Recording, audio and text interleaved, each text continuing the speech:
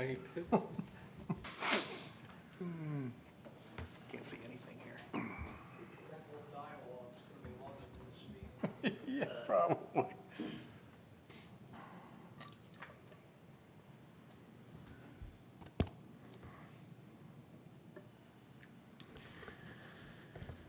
Good evening. It is 6 p.m., October 1st, 2025. Time to call the Board of Zoning Appeals, Franklin, Indiana, to order. First up, we will do a roll call. Mr. Acton, Present. Mr. Kemsky, Here. Mr. Gruce, Here. Mr. Nally, Here. and Mr. Carson also present. We have a quorum. Also with us, we have Alex Getchell, Senior Planner, and we have Joanna Tennell, Planning Director, as well as Rachel Thompson, Recording Secretary. Minutes from last time. Do we have a motion to approve minutes? We should not, because we don't have minutes prepared yet, actually, Mr. Chairman. That is my fault. I did not complete those. If you recall, our last meeting, we actually didn't have a recording secretary. We do now, and I did not complete those myself, nor did I direct Rachel to do those. So those are not complete at this point, but we will have them for the next meeting. So Okay, thank you. I do apologize. All right. No minutes for this time. At this time, we will do swearing in for anybody who wishes to speak either for or against the motion before the board tonight. So anybody who would like to be sworn in and to speak to us tonight, please stand. I forgot my sheet.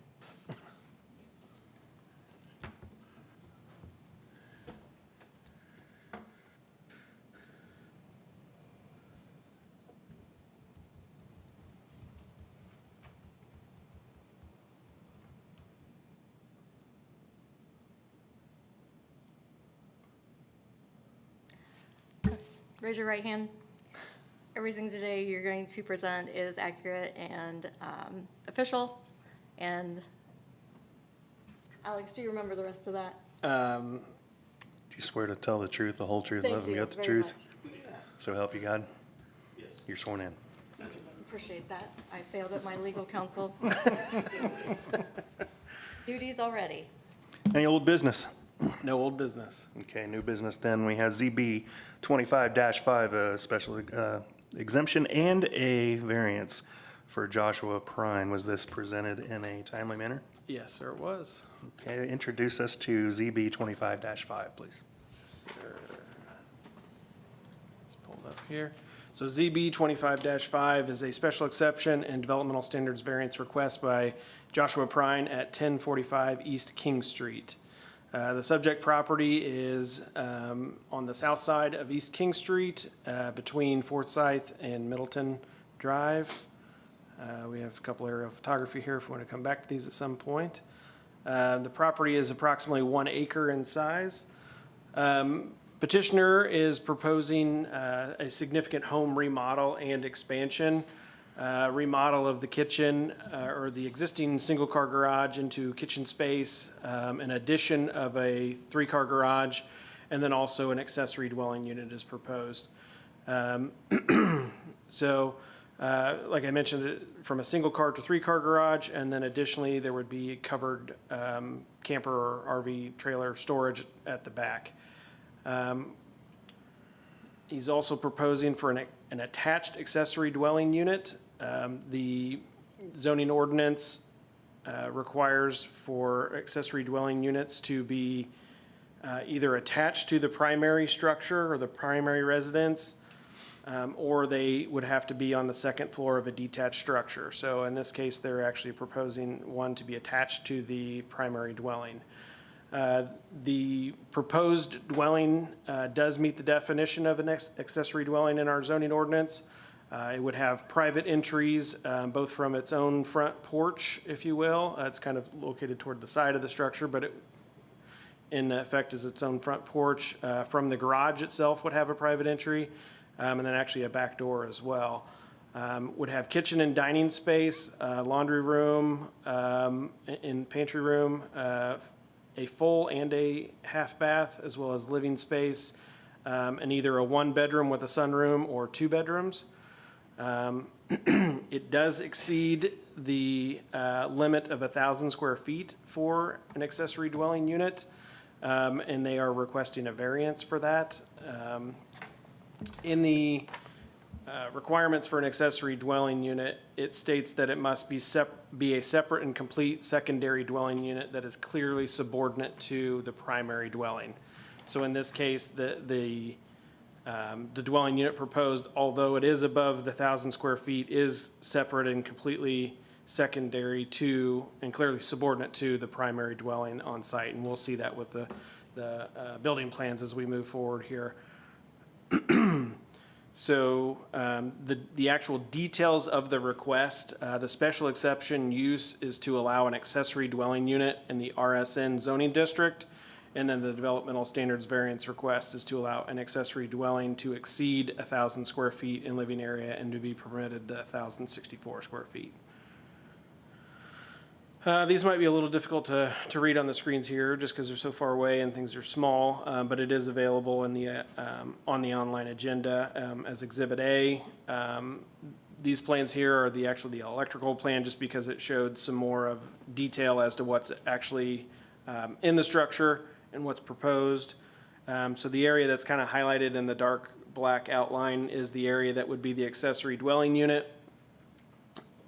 And the rest of it would be part of the primary structure and part of the primary residence.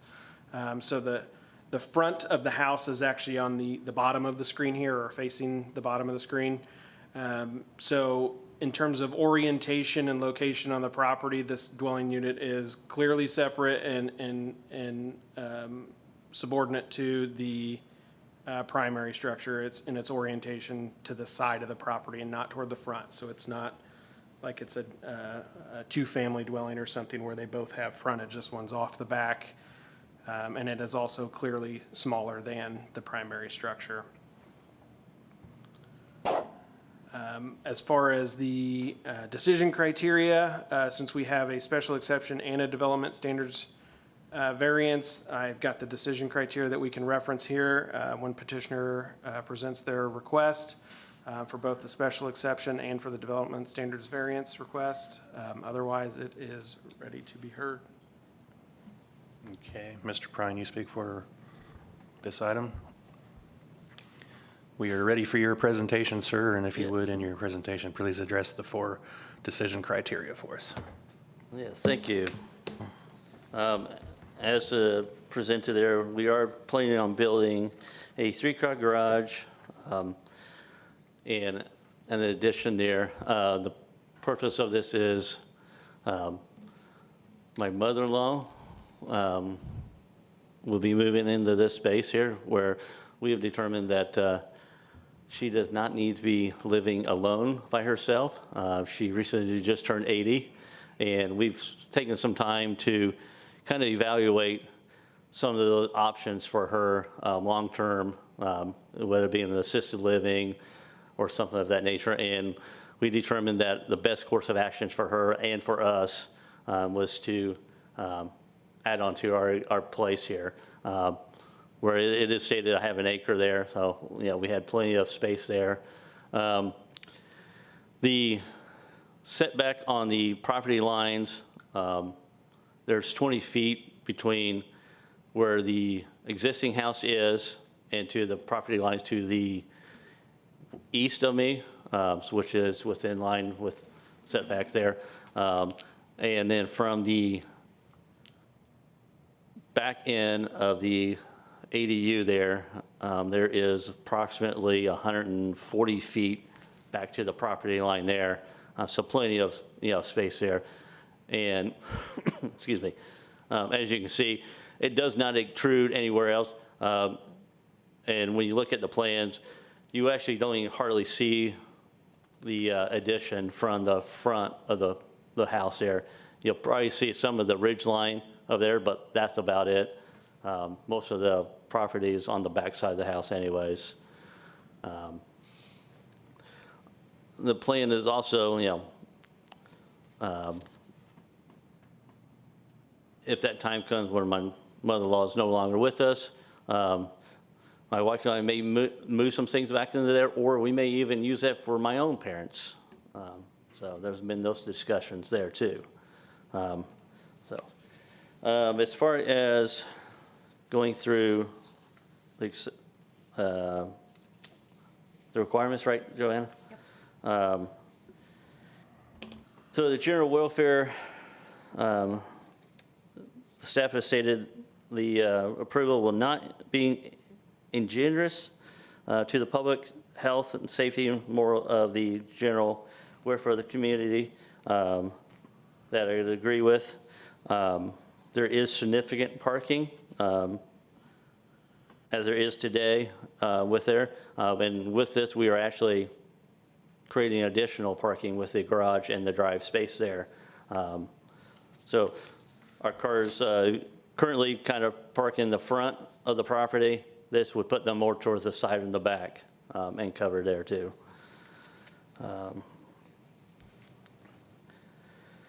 The second one, adjacent property, the use of and value of the area adjacent to the property included in the variance will not be affected in substantial adverse manner.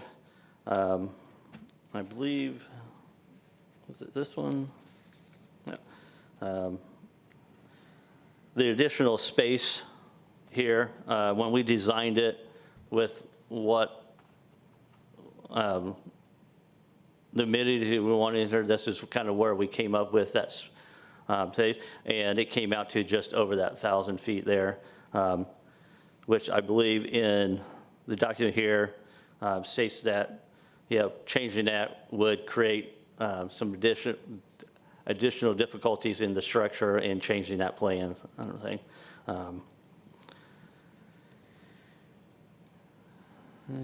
The three, where am I at? Oh, yeah.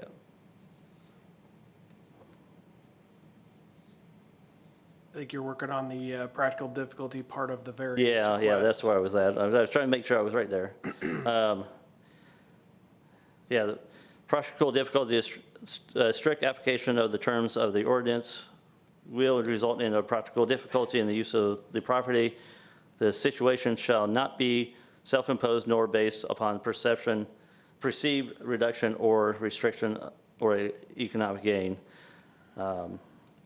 Yeah, this property here is just as I stated, it is for my mother-in-law to live in and potentially my own parents to live in down the road there as a age.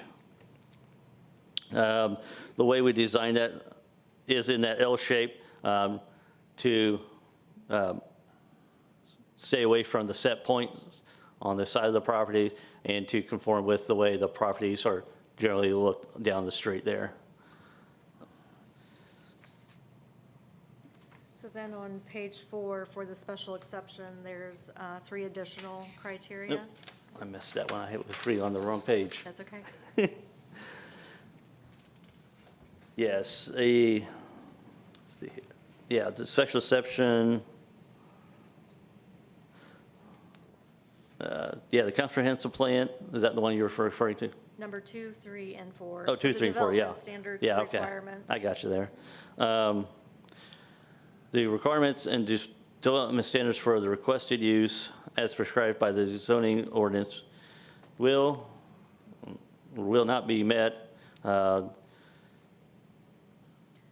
what they're looking for here is for you to provide evidence of how you are going to meet the development standards with the exclusion of the additional variance of Right. the 64 square feet. I believe that's, the way the structure has been designed has taken into account all those design standards. Our engineering firm looked at those standards and incorporated, that in there, the way they were designed it, and everything. 3, ordinance intent, granting the special exception will be contrary to the general purpose served by the zoning ordinance and will permanently injure other properties and use in the same zoning areas. In here, staff also finds that, and I agree with, 2 of my neighbors to the east of me also have ADUs. one that is attached to their residence and one that is attached to a garage that is detached and everything. So there is commonality there in that area for ADUs. If I could just real quick interrupt, because I accidentally, in my staff report on number 3 there for ordinance intent, I accidentally had underlined will be contrary to, and will be permanently injure, and it was not my intent. The language of my recommendation was that it will not be contrary to the general purposes and will not permanently injure other property. So I just want to make sure that was on the record, that was my mistake there. I underlined the wrong part. For comprehensive plan, the granting of the variance will be consistent with the character of the zoning district in which it is located and will be consistent with the Franklin Comprehensive Plan. As stated, the plans are consistent with the 2013 Comprehensive Plan that was approved back then.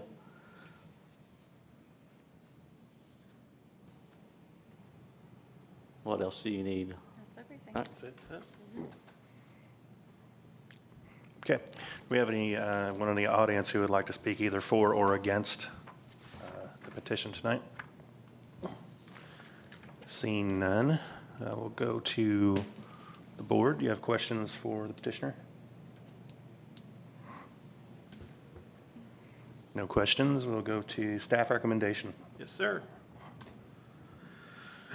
As outlined in the staff report, staff is recommending approval with the condition of the special exception, recommending approval of special exception with conditions A through D. Those conditions being special exception approval is for a single accessory dwelling unit and runs with the subject property. B, that the accessory dwelling unit living area square footage shall be prohibited beyond 1,000 square feet unless the board approves a development standards variance to exceed 1,000 square feet. Should the board approve such a variance, the conditions of the variance shall stipulate the maximum living area. Added this one in this time with this kind of specific language to allow the board to approve the special exception and deny the variance if they so see fit, but not have to deny both. So giving us a little wiggle room there. C, that a minimum of 4 off-street paved parking spaces are required to be provided on site. Petitioner does have that ability and will meet that based on the design that they've submitted. But the board is required to stipulate those number of parking spaces for any special exception approval. And then D, that all applicable federal, state, county, and local permits and approvals are required, including but not limited to compliance with all building, fire, and health codes. And then if you'd like, I can go ahead and give my recommendation for variance. Yes, please. And then for the variance, also recommending approval there with conditions A through C. A being that variance approval is for a single attached accessory dwelling unit on the ground floor of the primary structure not to exceed 1,064 square feet of living area. Expansions expansions to the accessory dwelling unit living area square footage shall be prohibited beyond 1,064 square feet. And then C, the same boilerplate, all applicable federal, state, county, and local permits and approvals are required. Okay, and Mr. Prine, do you find that the conditions for the special exception A through D is listed and the conditions for the development standards variance A through C as listed to be acceptable and agree to them? I do. Thank you. So we will handle this, I think, with 2 votes then. First, I'll entertain a motion for this first item, which will be the special exception. I recommend that we approve the special exception for Josh Second. Conditions? with the current conditions. Second. Okay, we have a motion and a second. We'll vote by list. Mr. Acton, Yes. Mr. Kemsky, Yes. Mr. Gruce, Yes. Mr. Nally, Yes. and the chair votes yes. Moving on, we go to the variance. Is there a motion before the board? So- Make a motion to approve the, Developmental standards yeah, variance? the standard variation with the staff recommendations. Second. Okay, we have Motion by Mr. Nally and a second by Mr. Gruce. And we will vote again by list. Mr. Acton, Yes. Mr. Kemsky, Yes. Mr. Gruce, Yes. Mr. Nally, Yes. and the chair votes yes. Congratulations. Any other business, Mr. Gitchell? No, sir, no other business. Okay, I'll entertain a Motion to adjourn? Second? All in favor? Aye. All opposed, stay. Got to carry on Jim's tradition. How will they do the spaces with him? He chooses it, or we? We make sure that they're included on the. All right, we need $4,900 now. I need that 4,900. I found my swearing in.